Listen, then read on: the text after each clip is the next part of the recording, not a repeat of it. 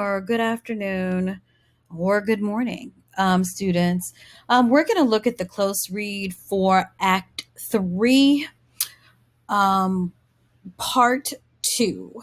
Okay, so we're going to answer questions 10 through 13. And now please remember, you can use the textbook, you can use Spark Notes, or you can use My Shakespeare. I primarily use the textbook. So we're going to look at question number 10. Mark and give details in scenes 3, lines 140 to 145 that show personification, and how are the friar's words fantastical and reveal absurdity? Okay, so let's look at what he says. He says, "A pack of blessings light upon thy back. Happiness courts thee in her best array, but like a behaved sullen wench, thou puts up thy fortune and thy love." Okay, so what he is doing here is he is comparing Romeo to a pouting woman who has been given fortune and who has been given love, who has been put in her best array and just pouts. And he's saying that he's acting like a spoiled woman.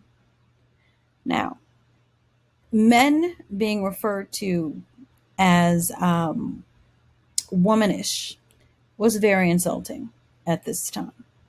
Okay, so we need to remember that. Okay, and then I continue to ask you, why is what he's saying fantastical and absurd? Well, this is what he says.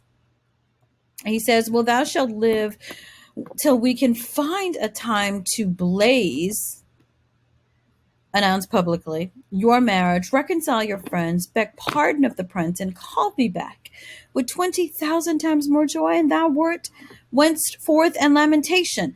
Okay, why is that absurd and why is that fantastical?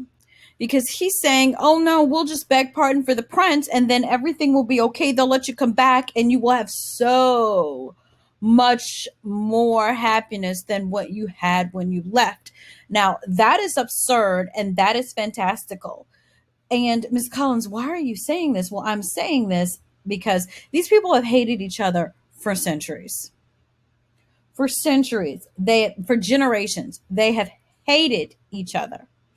And the question is, do most people forgive someone who has killed a family member? And I have to say the answer is no. It is very hard, it is very difficult to forgive someone who has killed a family member. And during this time, it was an eye for an eye and a tooth for a tooth. That's what it was like. So, what the friar is saying, you see the Protestant Reformation's influence here, doesn't make any sense. I'm going to let you guys answer question number 10 and then we'll be back. Okay, students, we're going to look at question number 13. Question number 13 is we're looking at dialogue. Mark details in lines 140 to 175 that show repetition. How does her response to their news affect her parents? And what are and why are her parents enraged? And hint, grief. Well, we know that her parents are in grief, so that would explain their anger towards their daughter. But also, please remember that if we go back to Act 1 of Romeo and Juliet, Juliet was an obedient daughter. Capulet clearly loves his daughter because he told Paris that Paris would have to earn her love. And he told him, you're going to have to wait 2 years to marry my daughter because she's still a child. And now Capulet has said, oh no, we're going to, the marriage will go forth and it will happen on Thursday. And Juliet, who has consummated her marriage, knows that she cannot marry Romeo because, of course, it is adultery, but it is also bigamy. So she is behaving in a manner in which she is disobeying her parents and she's telling her parents, I don't want to marry this guy. You can't make me marry this guy. And Capulet is saying, how? Chopped logic, contradictory, unsound thought and speech. What is this? Proud and thank you not, and yet not proud, Mistress Minion.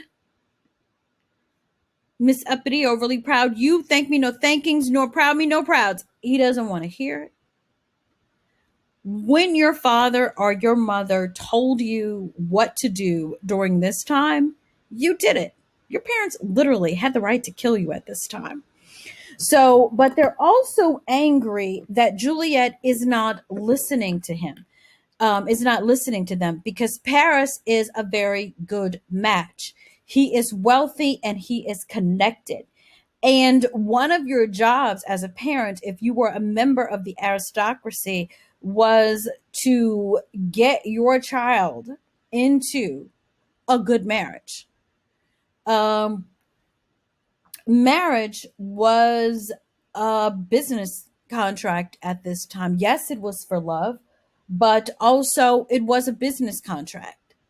And parents arranged the marriages, and their once obedient daughter is saying, I'm not going to do what you tell me to do. And Capulet and Lady Capulet, they're telling her, we don't want to hear it.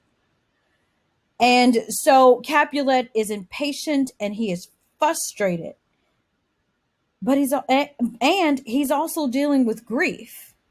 And a marriage, let's just face it, weddings are supposed to be happy events. And weddings make people think about the future and the greatness of the future and the happiness of the future. And this will help alleviate, and this marriage will help alleviate the grief that they are going through concerning Tybalt's death. So I will let you guys answer question number 13, and then we'll be back.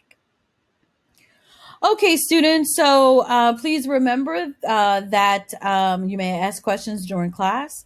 Send me an email at tcollins@ebrschools.org. Send me a remind text or ask questions and go Guardians. Have a nice day. Bye-bye.